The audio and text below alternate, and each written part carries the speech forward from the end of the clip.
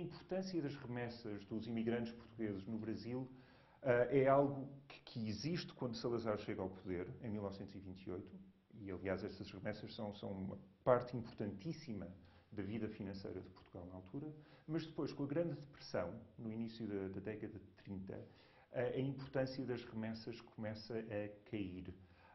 E para Salazar isso enfim, é uma lástima, porque eram extremamente úteis, eram extremamente necessárias para endireitar as contas de Portugal, essas remessas, e é preciso encontrar-lhes alternativas. Salazar era nacionalista, mas não era daqueles nacionalistas que veem a imigração como um problema. O seu desejo de ter finanças fortes levou-o sempre a encarar a imigração de Portugal como algo necessário e, de certa forma, até desejável. Quando depois, na década de 50 e 60, começa a imigração para o resto da Europa, para a Alemanha, mas sobretudo para a França, Salazar não se preocupa, porque, mais uma vez, vão começar a surgir essas tão almejadas remessas. Por isso, a importância económica do relacionamento Portugal-Brasil durante a época de Salazar, apesar da assinatura de vários convénios, vários acordos, vários tratados comerciais, é relativamente pequena, muito mais pequena do que é hoje em dia. E ele próprio dizia aos seus ministros: as relações entre Portugal e o Brasil só darão fruto se se mantiverem na esfera política. Se sairmos daí, coisas culturais, económicas, nada de sério resultará. E o que o Estado Novo sempre conseguiu fazer, e muito bem, foi adaptar-se ao resto do mundo. Por isso, nos anos 30, o Estado Novo parece um regime fascista. Parece, mas não é. Na Segunda Guerra Mundial começa uma transição.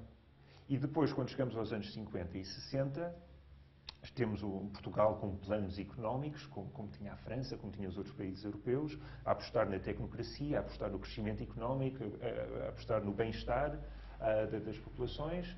E temos também um Estado Novo depois a começar a dar os primeiros passos da integração europeia, no qual Portugal está sempre presente. A integração europeia.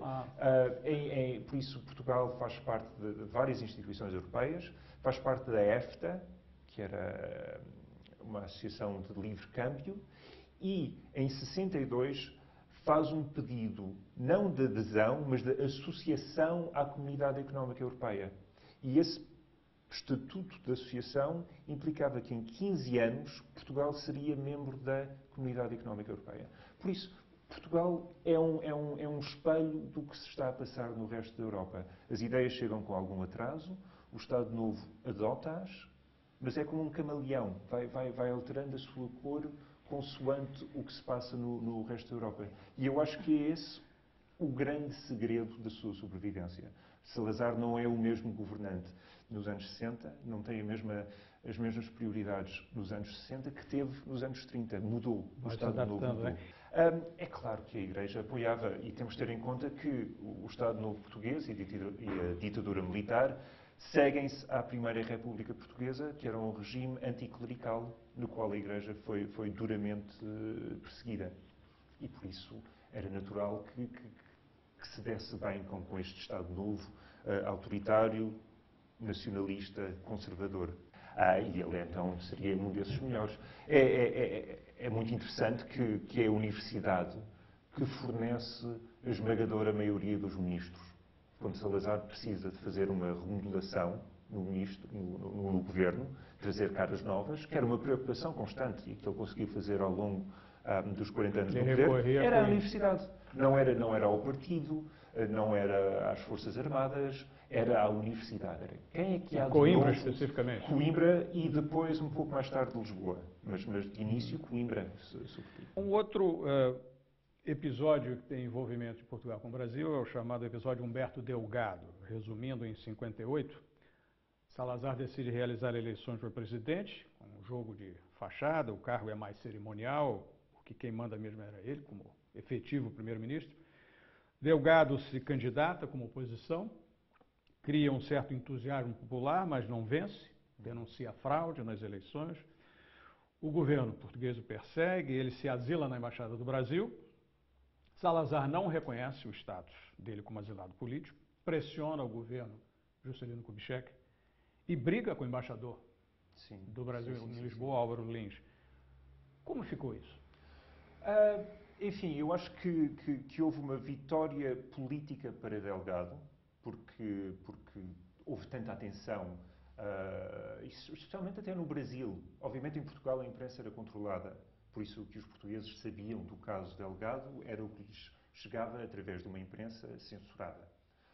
Mas no Brasil, pela primeira vez em muito tempo, começou a discutir-se abertamente o que era Portugal, o que era o Estado Novo e porque é que o Brasil tinha uma relação tão próxima, como tinha na altura do presidente Kubitschek, com uma ditadura como a portuguesa. Por isso, a imagem de Portugal no Brasil sai bastante afetada pelo caso de Humberto Delgado.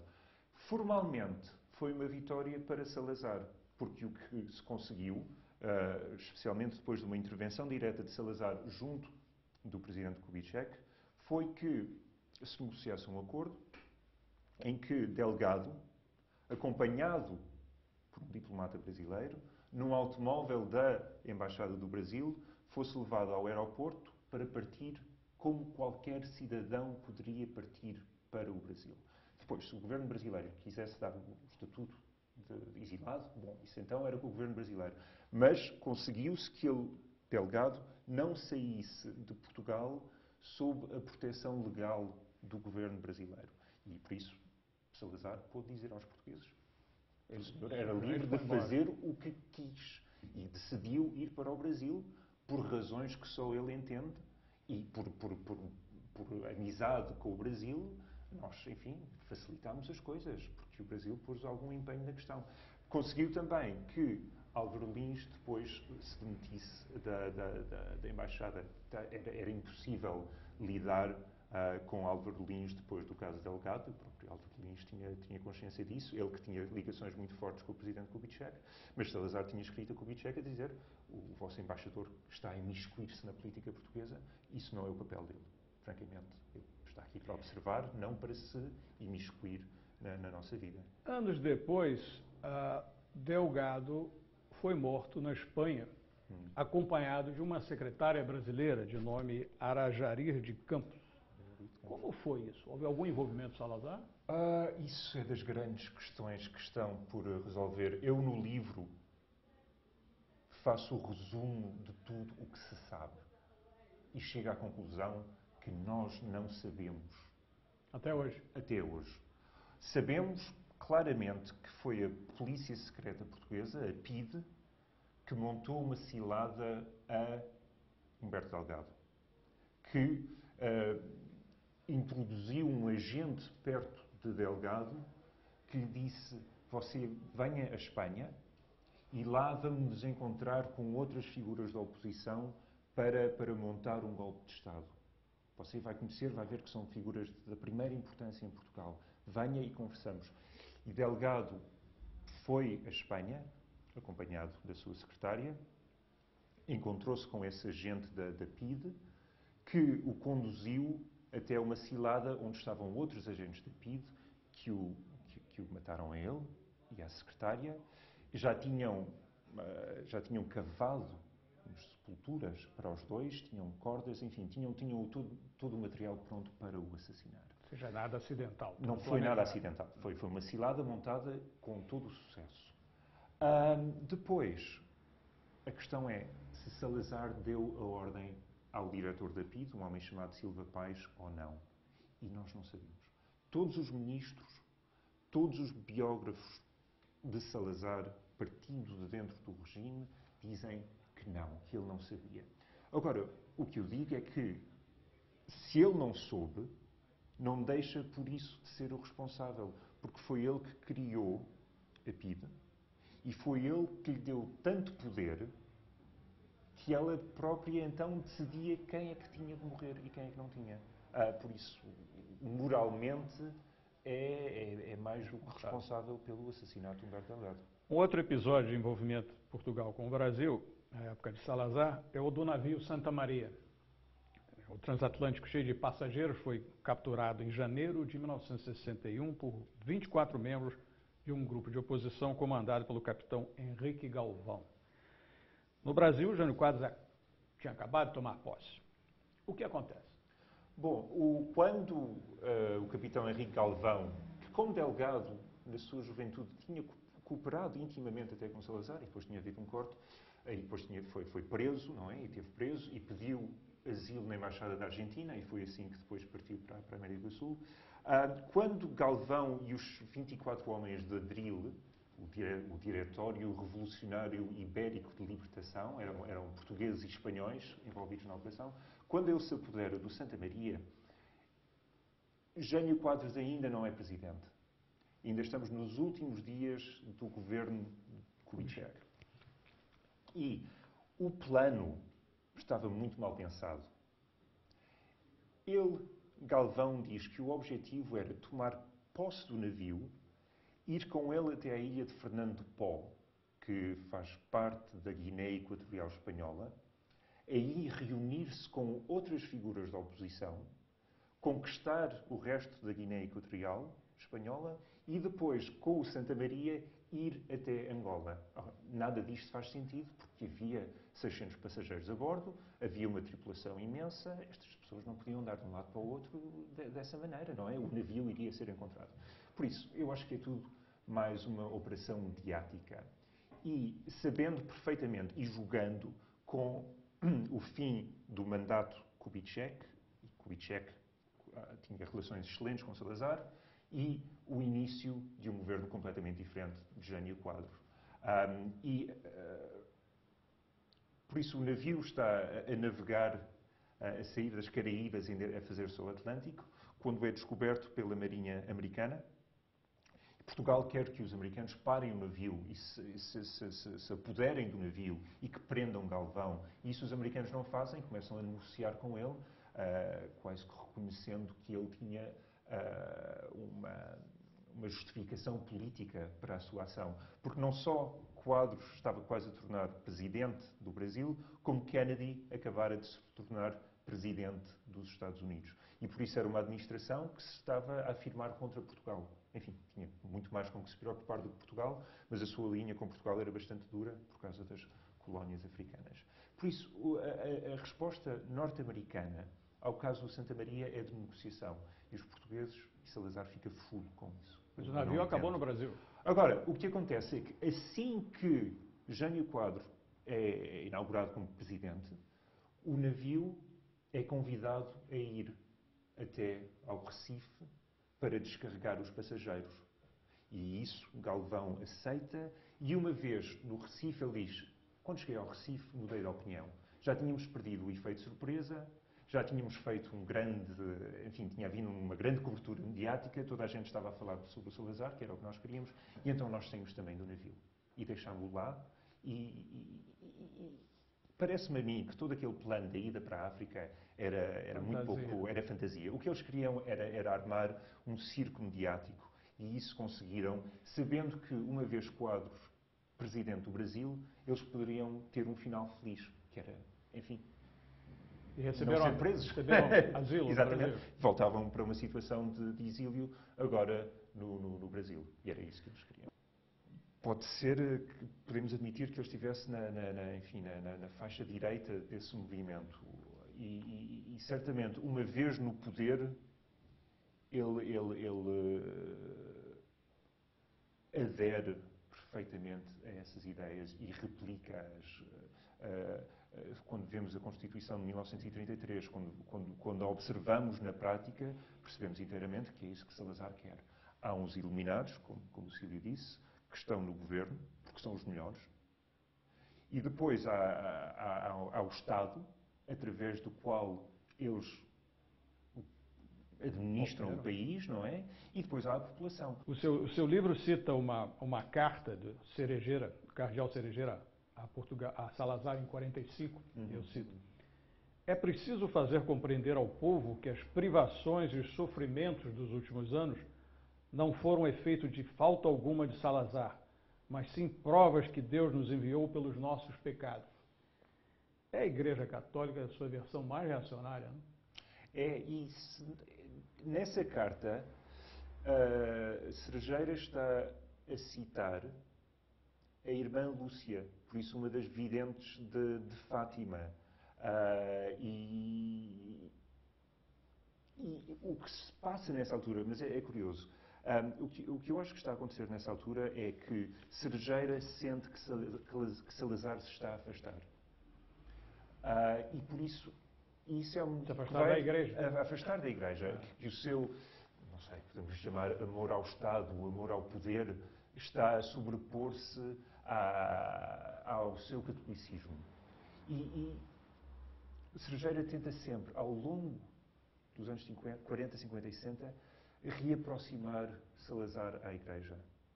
Porque há questões que o estão a fazer seguir por caminhos diferentes. E Cerejeira tenta sempre. E o que há também de importante é que havia uma terceira figura. No momento em que Salazar parte para o governo, em 1928, havia um triângulo importante, que era Salazar, Cerejeira e o padre Mateo, que era peruano, e que era o grande pregador do Sagrado Coração de Jesus. Era uma figura mística que foi a Portugal, nesta altura, e que está presente. Que é um lado conservador da Igreja. Né? Quando se pensa em padre latino-americano, exatamente. Nada a ver com as ideias progressistas. Nada. Não. É o outro lado. O outro lado. E esse homem está presente quando Salazar aceita ser Ministro das Finanças e até parece que o ajudou a convencer a ser Ministro das Finanças. E tentou, e se calhar conseguiu, pelo menos nessa altura, imbuir Salazar de uma missão religiosa. Quer dizer, você vai para o governo para ajudar Portugal a ser católico, mais uma vez. Há uma missão. Não é por acaso que você está aqui. Você é um enviado. É um agente da Previdência. Okay? E o que encontramos na correspondência de Cerejeira com Salazar ao longo das décadas é o relembrar dessa missão. Lembras-te, António, quando foste para Lisboa, o que tu não dizias do que ias conseguir e fazer pela Igreja, mas agora eis-nos tão afastados como começou a acontecer, E ele acreditou nisso, Salazar? Ele se acreditou um enviado da Providência? Eu acho que em certa altura sim, e depois deixa de agir como tal. Eu acho que quando ele parte para Lisboa, cheio de entusiasmo, cheio de planos, ele acredita que é enviado de Deus. Um agente da Providência, digamos. Que há uma missão, que há uma razão pela qual ele foi escolhido, a qual ele não se pode furtar. Eu depois acho que com o passar do tempo esse sentimento de missão desaparece e o que há embora fosse sempre negado, é um amor ao poder. É um desejo de continuar a estar no poder, o afastamento de qualquer hipótese política que reduza o seu poder. Falava-se muitas vezes, nos anos 50, sobretudo, na elevação de Salazar à presidência da República, que era um cargo decorativo, e deixar uma nova geração tomar conta do Estado Novo. Nunca, nem pensar nisso, conseguiu sempre derrotar essa corrente. Mas vemos Portugal precisamente na EFTA, vemos Portugal mais tarde, como eu disse, a pedir um estatuto de associado à CEE. A partir dos anos 50 e 60, há necessidade política de melhorar a vida dos portugueses. O Estado Novo adota isso como um dos seus fins. Por isso, mais uma vez, o Estado Novo dos anos 60, não há dúvida nenhuma que o que acontece nos anos 60, os portugueses são divididos em duas partes. Uns que são forçados a emigrar de novo, mas para os outros todos, a vida melhora muito. A vida para a classe média portuguesa teve, na década de 60, um grande salto na sua qualidade de vida. E o Estado Novo sentia a necessidade de patrocinar essas melhorias. E Salazar sabe que o dinheiro que está a entrar em Portugal vem-lhe do comércio com a Europa. E esse comércio agora está a ser negociado num ambiente de tarifas baixas, de acabar com o proteccionismo. E ele aceita isso.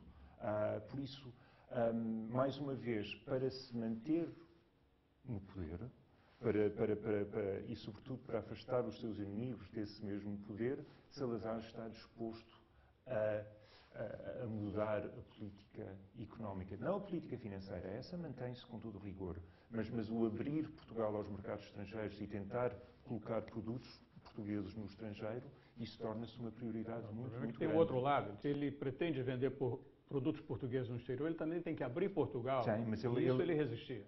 Nos anos 50 e 60, sempre com alguma cautela, sempre conseguindo reservar alguma margem para manobra para Portugal, por ser o país mais pobre, primeiro da EFTA e depois, possivelmente, da CEE, já, quando se pensava nisso, ele consegue, ele aceita a abertura dos mercados portugueses a produtos estrangeiros. Tardiamente, mas isso tende a acontecer. Por isso chegamos na cauda. Já havia dinheiro, obviamente, nos anos 50 e nos anos 60 para tentar acabar de vez com essa chaga, não é? Mas não era vista necessariamente como uma chaga. Reflexo que se vê no mundo. Até hoje se vê. Paga-se um preço por isso em Portugal, até hoje. Paga-se um preço. E até um certo ressentimento, porque os portugueses chegavam e eram muito conservadores. E por isso enfim, de certo ponto de vista, eram excelentes trabalhadores, porque não sabiam nada de sindicatos, não contestavam, aceitavam os salários mais baixos, etc. Por isso era uma competição quase desleal para com os trabalhadores franceses, não é? E nesse sentido havia um reflexo anti-português. Agora, o que há uma certa aposta na educação para as elites, por isso o número de universidades aumenta, os centros de pesquisa em várias áreas, há uma tentativa de manter Portugal a par com o que se vai passando nos mundos da ciência e da investigação pela Europa fora. Mas em termos brutos de acabar uma campanha, de acabar de vez com o analfabetismo, isso nunca houve.